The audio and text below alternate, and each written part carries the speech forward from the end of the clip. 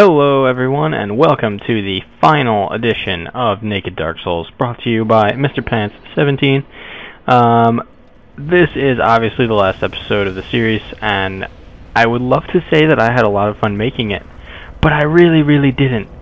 God, it was painful. It is really fucking rewarding to finally be done with this, but holy God, was it painful.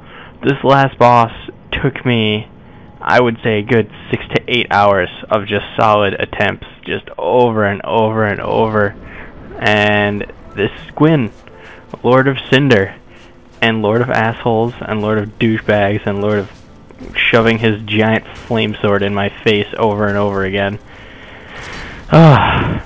So, basically, the strategy that I had for this boss, originally, was going to be quite simple. Because you can parry his sword attacks and counterattack for massive damage. And his attacks are very predictable and very easy to counter. Little did I know that for whatever reason you cannot counter this boss's attacks with your bare hands. So, that in mind, I attempted to use a little dagger in my left hand to parry his attacks as well.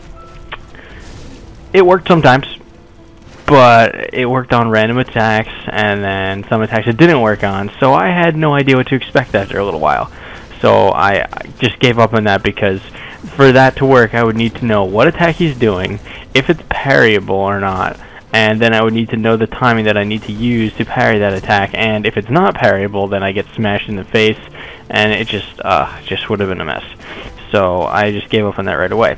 And my new strategy for this boss is to bait two attacks that have long punishment times after them.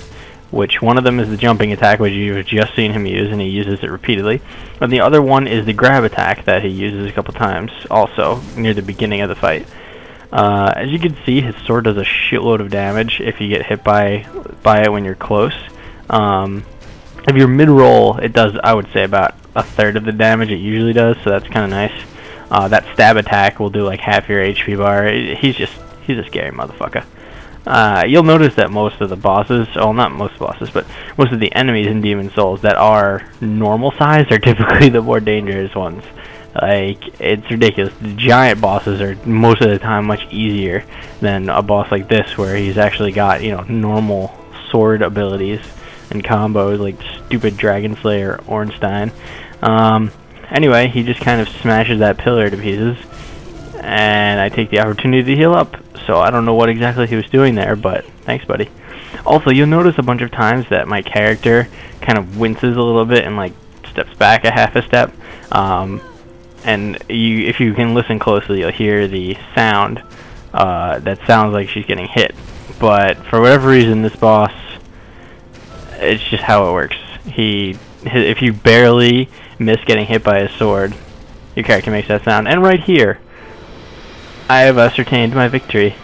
And holy shit, you have no idea what was coursing through my mind at that moment. That very moment when he died, I praised everything, things that I didn't believe in, things that probably don't exist, flying spaghetti monsters, and yeah, it was great. Now here you get the choice to pick your ending. You can link the fire, or you can do what I'm about to do. So with this, I will leave you guys to enjoy the dark ending of the game. And this has been Mr. Pence. I hope you've enjoyed watching as much as I didn't enjoy playing it. Have a good one, guys.